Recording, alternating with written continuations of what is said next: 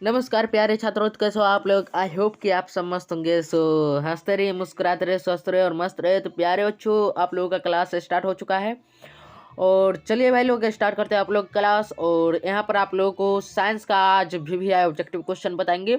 भाई जितना अभी क्लास चल रहा है, जो जो चीज़ बता रहे हैं अभी, सभी को आप लोग क्या करना, कॉन्फिडेंस के साथ सभी को आराम से, हम कल भी बताए थे आज भी बता रहे हैं कि रट जाओ, घोल के पी जाओ, जैसे हो वैसे सभी को जो भाई पूरा का पूरा जो जैसे हो पूरा का पूरा वैसे इसको अपने दिमाग में फिट कर लो, ठीक। क्योंकि यहीं से क्वेश्चन आने वाले हैं, ठीक प्यारे बच्चों। तो चलिए प्यारे बच्चों स्टार्ट करते हैं आप लोग का क्लास। पहला क्वेश्चन देखा जाए, पहला क्वेश्चन देखते हैं। उससे पहले इसको क्वेश्चन को थोड़ा सा जूम आउट कर लेते हैं। और आप लोगों को पीडीएफ में मिलता है भाई। आप लोग बताओ कमेंट सेक्शन में, पीडीएफ मिलता है कि नहीं मिलता है। पीडीएफ आप लोगों को दे देते हैं भाई। आप लोग क्लियर बताना कि आप लोग को पीडीएफ डाउनलोड होता है कि नहीं होता है। हमें तो भाई नहीं पता है, लेकिन हम लोग तो दे देते हैं। और पीडीएफ का लिंक आपको भाई डिस्क्रिप्शन में मिल जाता है, ठीक। और एक काम करेंगे, पीडीएफ का लिंक जो है आपको कम्युनिटी पोस्ट में भी डाल देंगे, दिया करेंगे। जब आपको फोटो दिखेगा पीडीएफ वाला, तो वहाँ से आप लोग डाउनलोड कर लीजिएगा, ठीक। तो चलिए प्यारे बच्चों स्टार्ट करते हैं आप लोगों का क्लास। यहाँ पर देखो क्या कह रहा है। पहला नंबर क्वेश्चन हमें लगता है सभी स्टूडेंट जानते होंगे। 1 मीटर फोकस दूरी वाले उत्तल लेंस की क्षमता कितनी होगी। 1 मीटर फोकस दूरी वाले उत्तल लेंस की क्षमता पूछ रही है। प्यारे बच्चों फटाफट से बताओ। फोकस पहला नंबर उत्तल लेंस बता रहा है, तो उत्तल लेंस में आपको धनात्मक होगा। क्या धनात्मक धनात्मक क्षमता हो जाएगी, ठीक।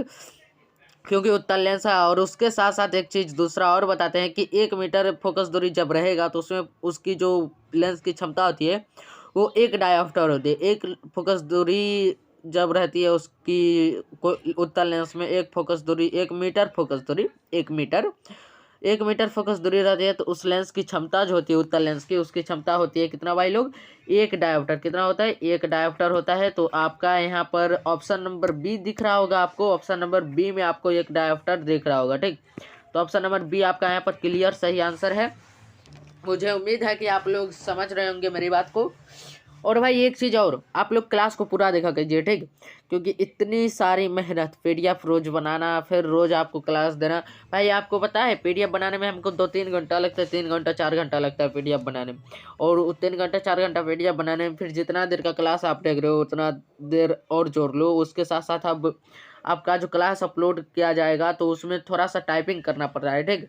तो उसके लिए भी चलो वो टाइपिंग वाला छोड़ो, आपके लिए जो टाइम हम दे रहे हैं, ठीक। आपको यहाँ पर क्लास का और पीडीएफ बनाने में जो टाइम दे रहे हैं, उसका तो कम से कम कद्र किया करो। आप लोग क्लास पूरा किया करो। ये सारी मेहनत आप लोग के लिए ही चल रही है, तो आप लोग क्लास छोड़ के मत जाया करो, क्लास पूरा किया करो, ठीक। तो चलो भाई चलते हैं नेक्स्ट क्वेश्चन पे। ये वाला फर्स्ट क्वेश्चन आपके लिए हो गया। सेकंड क्वेश्चन कह रहे हैं, मानव नेत्र के लिए दृष्टि स्थायित्व होता है, ठीक। मानव नेत्र के लिए दृष्टि स्थायित्व कितना होता है भाई, 1/10 सेकंड का होता है। कितना होता है, 1/10 सेकंड का। मतलब क्या, मतलब ये कि मानव नेत्र के लिए जो सामान्य दृष्टि स्थायित्व, मतलब सामान्य लोग जो है आँख को कितनी बार जो कितने समय में जो है, ठीक, कितने समय में वो अपनी पलकें झुका लेते हैं, ठीक। तो 1/10 सेकंड होता है, ठीक। तो हमें लगता है आप लोग क्लियर होगा, ठीक। मानव नेत्र का दृष्टि स्थायित्व होता है, ठीक। ये दृष्टि स्थायित्व हालांकि आप लोग अभी तक नहीं पढ़े होंगे, और ना ही हमने आपको पढ़ाया ये वाला, क्योंकि ये टॉपिक आपके चैप्टर में नहीं है, तो इस पर जिक्र नहीं किया गया। लेकिन इस बार क्वेश्चन इसमें आ गया है, तो करना तो पड़ेगा भाई। अगला देखेंगे, कह रहा है किस दृष्टि दोष, यहाँ दोष होना चाहिए भाई, रोज हो रहा है, ठीक। यहाँ रोज टाइपिंग हो गया है, दोष होना चाहिए। क्या होना चाहिए, दोष भाई। तो क्या कह रहा है, किस दृष्टि दोष, यहाँ दोष पढ़ना भाई। किस दृष्टि दोष के निवारण के लिए अवतल लेंस का प्रयोग किया जाता है भाई। किस दृष्टि दोष के निवारण के लिए अवतल लेंस का प्रयोग किया जाता है, आप लोग फटाफट बताओ। हम बताते हैं आप लोगों को। जो है निकट दृष्टि दोष, निकट दृष्टि दोष के लिए जो है भाई अवतल लेंस का प्रयोग किया जाता है। किसका, अवतल लेंस का प्रयोग किया जाता है। तो निकट दृष्टि दोष ऑप्शन नंबर बी आपका सही आंसर है।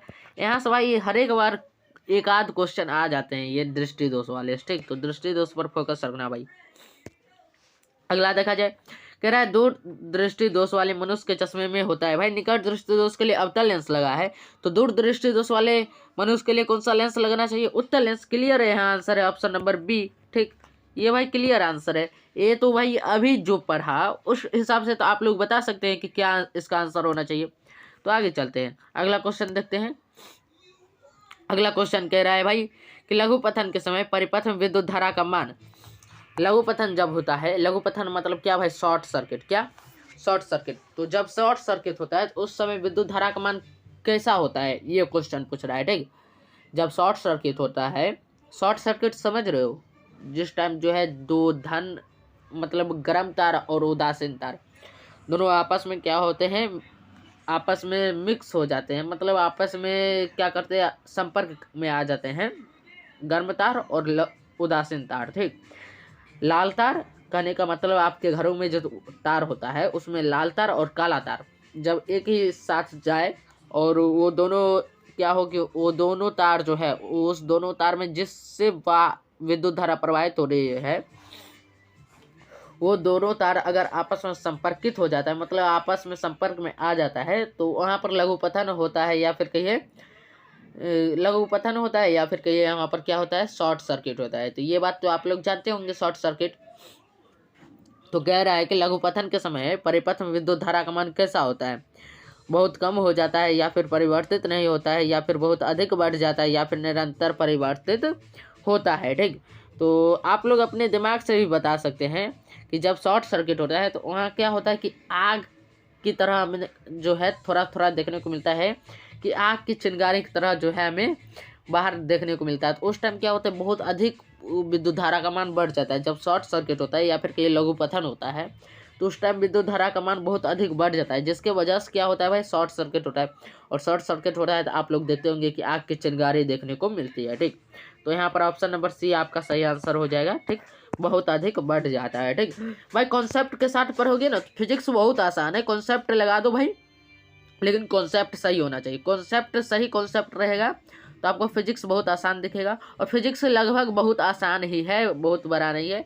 आप यहाँ पर ऊपर में अगर आपको दिख रहा होगा तो आपको यहाँ पर दिख रहा होगा भाई 4 बजने वाला है, 4 बजने में 1 मिनट कम है। ठीक, तो भाई शाम के टाइम अभी आपका रिकॉर्ड हो रहा है और अभी जस्ट अपलोड होगा, ताकि आपको 6 बजे शाम में जो है आपको क्लास मिल जाए। ठीक, तो यहाँ पर अगला देखते हैं, गोबर गैस एक प्रकार की है। गोबर गैस एक प्रकार की क्या है, वो क्वेश्चन पूछ रहा है कि गोबर गैस जो है एक प्रकार की क्या है, प्राकृतिक गैस है, या फिर बायो गैस है, या फिर लकड़ी है, या फिर आगे ऑप्शन नंबर डी में दिया हुआ है चूल्हा।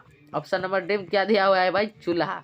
चूल्हा तो भाई कतई भी नहीं होगा, लकड़ी भी नहीं होगा। ठीक, तो आपका 2 ऑप्शन बच रहा है, बायोगैस और प्राकृतिक गैस। इन दोनों ऑप्शन में क्या होना चाहिए भाई, गोबर गैस जो है भाई ये क्या है, बायोगैस है। क्या है, बायोगैस है। ठीक, गोबर गैस बायोगैस है, तो ये आपका क्लियर हो गया। गोबर गैस क्या है, बायोगैस है।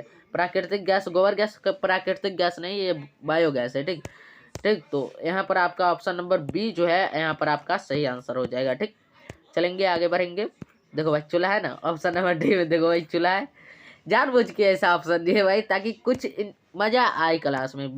वैसे क्लास में बोर हो जाते हैं बच्चे, लेकिन कुछ मज़ा आए, कुछ इंटरेस्ट आए, इसलिए थोड़ा इधर उधर का चीज़ दे दिया जाता है ऑप्शन में। अगला देखिए क्या करें, कैगा नाभिकीय विद्युत संयंत्र किस राज्य में स्थित है।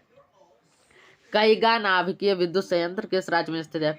हमें याद है तो हम ये क्वेश्चन एक बार और कराए हैं, अगर मैं सही हूँ तो एक बार ये क्वेश्चन और कराया गया है।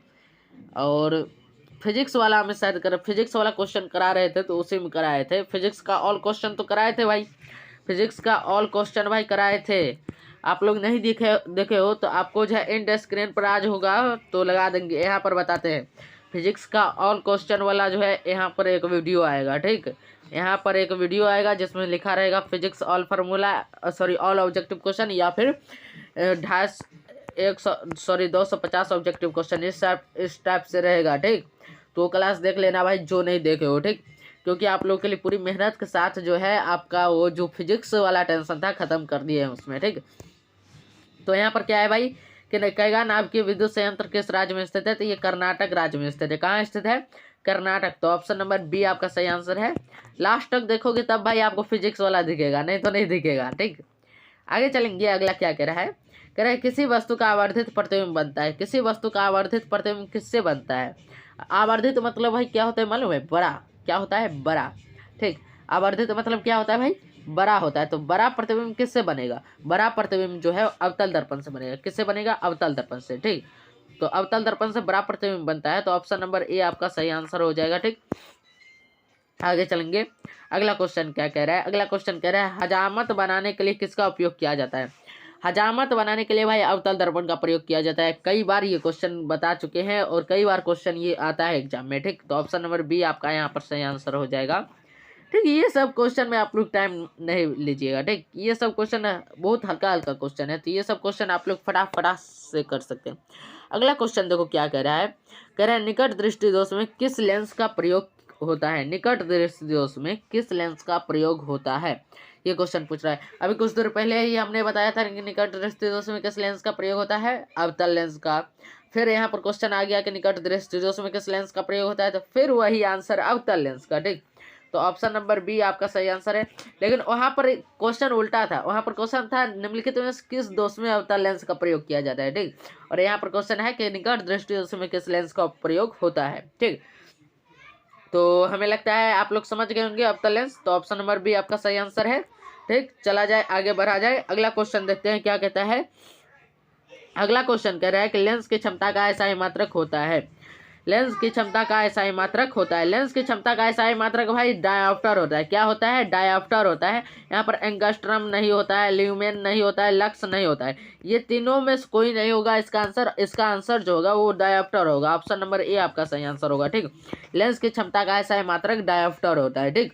तो ये बात हमने आप लोगों को पहले भी कई बार बता चुके हैं, तो आप लोग ध्यान दिए होंगे, तो आप लोग को आराम से ये रिवीजन के तौर पर हो रहा होगा, नहीं रिवीजन हो रहा है आप लोगों को। अगला देखिए क्या कह रहा है, प्रकाश के किरणों के समूह को क्या कहते हैं।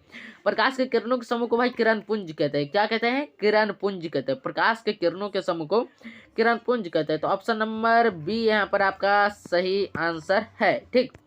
आगे बढ़ेंगे, अगला चलेंगे, अगला क्या कह रहे हैं, अगला देखा जाए। अगला कह रहा है कि किसी माध्यम में छोटे छोटे कणों के निलंबन को क्या कहा जाता है। किसी भी माध्यम में छोटे छोटे कणों के निलंबन को कोलॉइड कहा जाता है। क्या कहा जाता है, कोलॉइड कहा जाता है, ठीक। तो ऑप्शन नंबर ए आपका यहाँ पर सही आंसर है।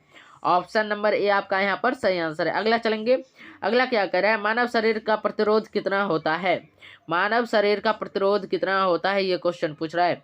तो प्यारे बच्चों, मानव शरीर का प्रतिरोध 50 से 100 ओम होता है। 50 से 100 ओम होता है। ओम का फिलहाल चिन्ह हमको ये टाइप नहीं करना था, हमको चिन्ह ये वाला देना था, ठीक। यहाँ पर नीचे में आप देख सकते हो 55 ओम, 110 ओम, 220 ओम, 240 ओम। तो ये ओम का चिन्ह इस वाला ये वाला देना था, लेकिन ध्यान से उतर गया था इसलिए ओम लिख दिया, ठीक। तो आप लोग ये वाला चिन्ह लिख लेना, ठीक। जो चिन्ह यहाँ पर 55 ओम का चिन्ह दिए हैं, ये वाला चिन्ह दिए हैं, ये वाला चिन्ह आप लोग लिख लीजिएगा, ठीक। तो यहाँ पर क्या कह रहा है कि मानव शरीर का प्रतिरोध कितना होता है। मानव शरीर का प्रतिरोध प्यारे बच्चों 50 से 100 ओम होता है। क्या, 50 से 100 ओम। तो ऑप्शन नंबर ए आपका यहाँ पर भी सही आंसर है। आगे बढ़ेंगे, अगला क्वेश्चन क्या कह रहा है।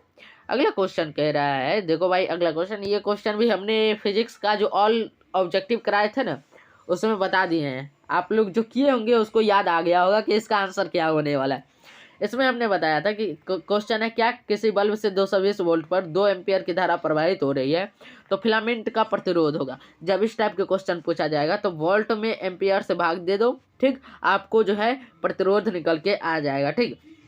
तो यहाँ पर क्या हो जाएगा भाई, यहाँ पर 220/2 कैंसिल आउट करोगे तो कितना आ जाएगा भाई, 110। तो 110 ओम जो है इसका आंसर हो जाएगा, ठीक।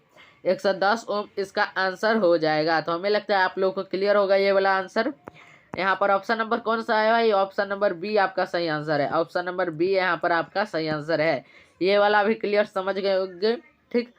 तो अब चलो भाई चलते हैं नेक्स्ट क्वेश्चन पे। नेक्स्ट क्वेश्चन देखो क्या कह रहा है, कह रहा है आर प्रतिरोध वाले एन प्रतिरोधों को समांतर क्रम में जोड़ने पर तुल्य प्रतिरोध होगा। जब एन प्रतिरोधों की संख्या एन रहेगी, ठीक, और प्रतिरोध क्या रहेगा, आर रहेगा, तो उसको जब समांतर क्रम में जोड़ा जाएगा तो दोनों का गुणनफल हो जाता है, ठीक। प्रतिरोधों का गुणनफल हो जाता है, ठीक। तो प्रतिरोध क्या है, आर, और प्रतिरोधों की संख्या क्या है, एन, तो आर एन या फिर कहिए एन आर, ये हो जाएगा आंसर, ठीक। एन आर कहिए या फिर आर एन कहिए, ये आंसर होगा। तो एन आर कहीं है, एन आर है भाई, ऑप्शन नंबर सी में देखो एन आर है, ऑप्शन नंबर सी में एन आर है, तो एन आर जो है आपका सही आंसर हो जाएगा एन आर, ठीक। तो ऑप्शन नंबर सी आपका सही आंसर है। आगे बढ़ा जाए, अगला क्वेश्चन देखेंगे।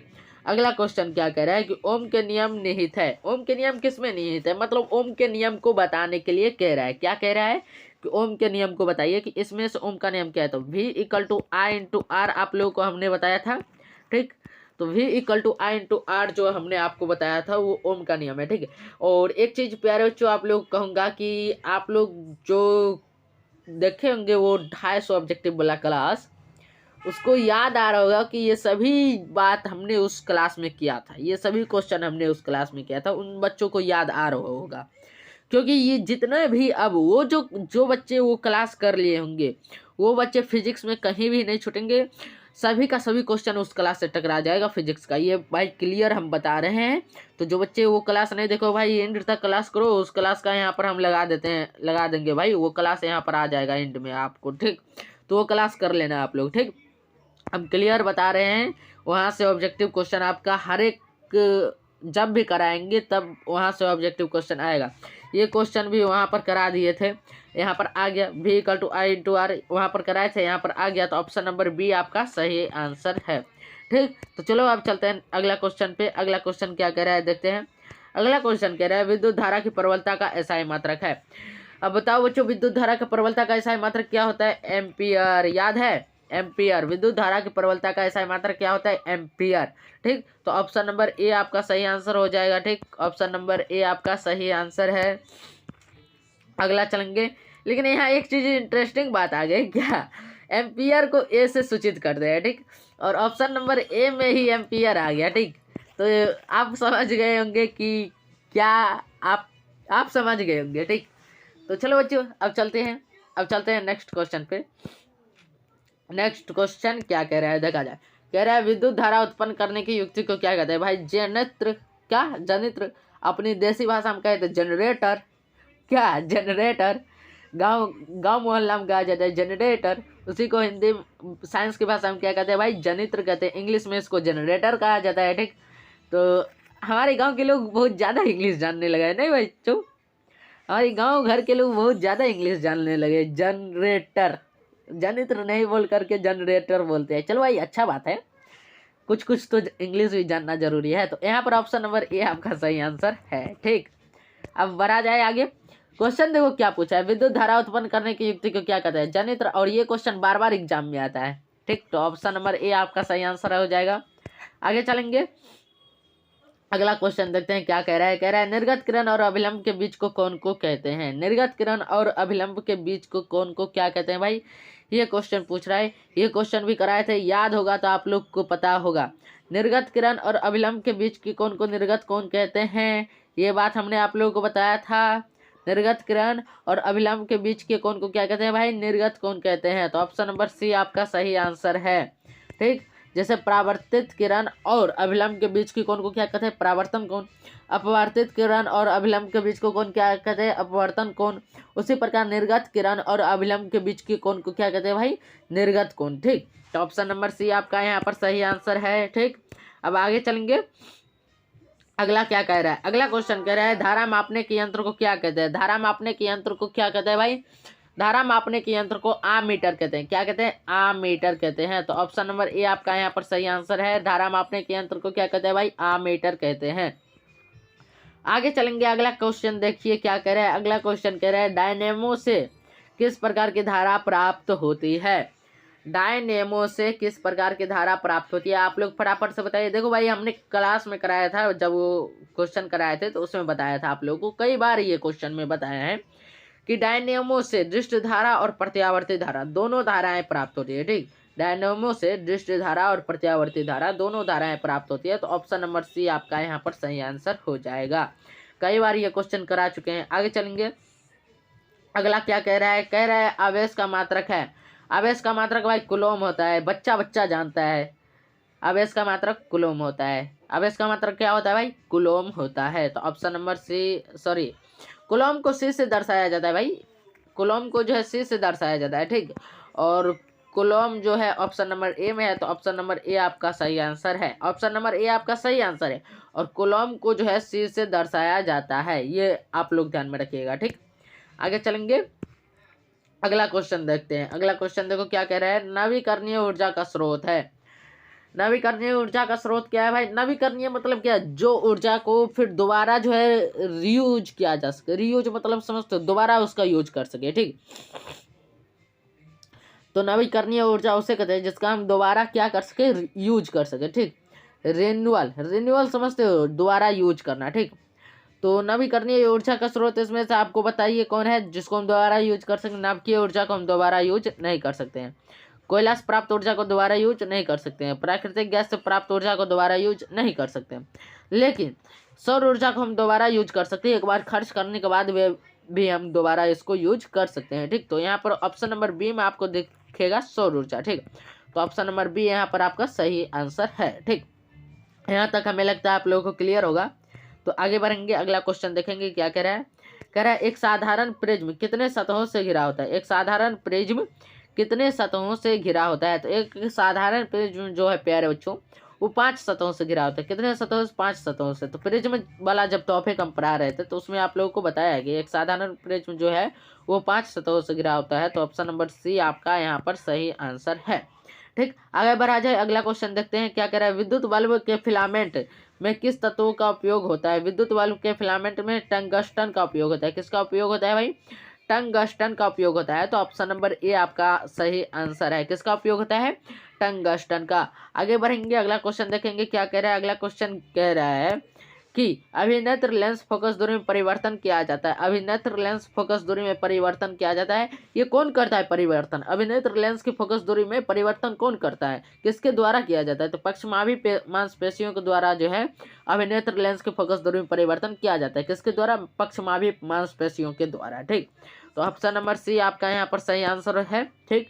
आगे चलेंगे, अब आ गए हैं हम केमिस्ट्री में। केमिस्ट्री में प्रवेश कर गए हैं। कह रहा है अवक्षेपण अभिक्रिया से किस प्रकार का लवण प्राप्त होता है। अवक्षेपण अभिक्रिया से किस प्रकार का लवण प्राप्त होता है, ये क्वेश्चन पूछ रहा है। तो अवक्षेपण अभिक्रिया से प्यारे बच्चों अविलेय लवण का अविलेय लवण जो है प्राप्त होता है। कैसे बताते हैं? अवक्षेपण अभिक्रिया में क्या होता है कि जो पदार्थ हमारे काम का नहीं है वो क्या होता है कि नीचे बैठ जाता है। विलयन में वो नीचे बैठ जाता है, ठीक। वो जो होता है उसमें मिली नहीं होती है। जो विलयन होता है उसमें वो मिला नहीं रहता है। वो जो मिला नहीं रहता है, जो अवक्षेप है वो नीचे बैठ जाता है, ठीक। जैसे चूना को आप पानी में घोलोगे, ठीक, तो पानी में तो घुल जाता है, लेकिन जिसका काम नहीं होता है या फिर कहिए चूना में जो पत्थर रहता है वो नीचे बैठ जाता है। जैसे आप चीनी और पानी को घोलिएगा तो वो तो शरबत बन जाता है, पूरा का पूरा उसमें घुल जाता है। नमक और पानी पूरा का पूरा घुल जाता है, ठीक। उसी जगह आप बालू और पानी को घोलिए तो बालू तो सब नीचे बैठ जाएगा। तो बालू और पानी को घोलने पर बालू सब नीचे बैठ जाता है पानी में। तो बालू क्या है भाई? अवक्षेप है, ठीक, अवक्षेप है। तो अवक्षेप में किस प्रकार का लवण प्राप्त होता है? तो उसमें तो अविलेय लवण प्राप्त होता है। वो विलयन तो नहीं होता है, अविलेय होता है, मिला हुआ नहीं होता है, वो अलग से बैठ जाता है, नीचे बैठ जाता है, ठीक। तो आप लोग क्लियर समझ गए होंगे हमारी इस बात को कि अवक्षेपण अभिक्रिया में किस प्रकार का लवण प्राप्त होता है? अविलेय, यानी कि उसमें मिलावट नहीं है, ठीक। तो ऑप्शन नंबर बी आपका सही आंसर है, ठीक। आगे चलेंगे, अगला क्वेश्चन क्या कह रहा है। बेकिंग सोडा, क्या कह रहा है भाई? बेकिंग सोडा का रासायनिक नाम है। बेकिंग सोडा का रासायनिक नाम है। बेकिंग सोडा का रासायनिक नाम क्या है भाई? फटाफट से बताओ। बेकिंग सोडा का रासायनिक नाम क्या है? फटाफट से बताओ बच्चों। बेकिंग सोडा का रासायनिक नाम होता है सोडियम हाइड्रोजन कार्बोनेट। क्या होता है? Sodium hydrogen carbonate. क्या? Sodium hydrogen carbonate. ये बात आप लोग ध्यान रखिएगा। 3 बार हमने बताया सोडियम हाइड्रोजन कार्बोनेट, 4 बार हो गया, एक बार और बोल देते हैं सोडियम हाइड्रोजन कार्बोनेट, ठीक। बेकिंग सोडा का रासायनिक नाम है, ठीक। तो हमें लगता है आप लोग को क्लियर हो गया होगा यहाँ तक। अगला चलते हैं। ओह भाई आगे नहीं हो रहा है। अब बताते हैं आगे क्यों नहीं हो रहा है। कारण बताते हैं। कारण ये है कि हमको आज टाइम ज़्यादा नहीं मिला, क्योंकि आप लोगों का क्वेश्चन टाइप करने में जो है, क्वेश्चन टाइप करने में अब आज हमको टाइम कुछ ज़्यादा ही लग गया। और यहाँ पर टाइम अभी हो रहा है 4:17, ठीक। 4:17 हो रहा है और ये PM हो रहा है, शाम के 4:17 हो रहा है, ठीक। और आपको क्लास भी चाहिए 6 बजे, पूरा तैयारी करना है आपके क्लास का। तो ये क्लास आपको 6 बजे मिलेगा, यानी कि आपको अभी आप क्लास कर रहे हैं तो आज का क्लास यहीं तक रहने देते हैं। 29 क्वेश्चन किए, 30 नंबर क्वेश्चन से, ठीक। कल ध्यान रखना 30 नंबर क्वेश्चन से जो है आपको जो है लगातार 80 नंबर क्वेश्चन तक आपको ले जाएंगे। 80 कहिए या फिर 100 कहिए, 100 क्वेश्चन तक आपको घींच करके ले जाएंगे, ठीक। तो भाई हमने कहा तो ले जाएंगे। अब रात में जितनी मेहनत करना पड़े हमको, जैसे हो वैसे आपको टाइप करके आपका पूरा जो है क्लियर करेंगे आज पूरी रात में, ठीक। तो चलिए प्यारे बच्चों, आज के लिए बस इतना ही रहने देते हैं और मिलते हैं नेक्स्ट क्लास में। उससे पहले एक बहुत ही इंपॉर्टेंट बात बता देते हैं आप लोगों को। यहाँ पर तो शो हो ही रहा होगा, यहाँ पर आप लोगों को शो हो रहा होगा 250 फिजिक्स वाला क्वेश्चन, तो ये आप लोग अभी देख लो, ठीक। और एक चीज़ और बताते हैं कि इसका जो PDF है, इसका जो PDF है आप लोगों को हम दे देते हैं, यहाँ पर आपको डिस्क्रिप्शन में मिल जाएगा नीचे में, ठीक। और नहीं तो हम बताते हैं, आप कल सुबह में जब यूट्यूब पर आइएगा तो आपको इस टाइप से एक फ़ोटो दिखेगा, ठीक। उसमें लिखा होगा PDF उस फोटो में लिखा होगा और उस फोटो के ठीक ऊपर में 1-2 लाइन लिखा होगा, उस लाइन पर क्लिक कीजिएगा, ठीक। उस पर क्लिक कीजिएगा तो आपको PDF खुल जाएगा, ठीक। तो आपको वो PDF वहाँ पर खुल जाएगा, या फिर आपको डिस्क्रिप्शन में जाना आता है, डिस्क्रिप्शन क्या बोलते हैं भाई, डिस्क्रिप्शन आपको देखना आता है, तो आप यहाँ पर नीचे में टाइप करके डिस्क्रिप्शन देख लीजिए, आपको वहाँ पर इसका लिंक मिल जाएगा और आप लोग इसको डाउनलोड कर सकते हैं। तो चलिए प्यारे बच्चों, मिलता है नेक्स्ट क्लास में, तब तक के लिए हंसते रहिए, मुस्कुराते रहिए, स्वस्थ रहिए और मस्त रहिए। और आपको यहाँ पर वीडियो भी दिख रहा होगा तो आप लोग जा करके अभी देख लो वीडियो, क्योंकि आज तो क्लास हो नहीं पाया अच्छे से, मतलब ज़्यादा क्वेश्चन नहीं करा पाए, तो फिर भी आप लोग ये वाला देख लो ताकि आपको फिजिक्स में टेंशन खत्म हो जाए और फिजिक्स वाला क्वेश्चन जब आए तो आप लोग आराम से कर सकते हो। केमिस्ट्री का भी टेंशन खत्म करेंगे, आप लोग टेंशन नहीं लो, आपके बोर्ड एग्जाम की तैयारी मेरी है जिम्मेवारी, ठीक। चलो बच्चों, मिलते हैं नेक्स्ट क्लास में, तब तक के लिए हंसते रहिए, मुस्कुराते रहिए, स्वस्थ रहिए और मस्त रहिए। जय हिंद, जय भारत, वंदे मातरम।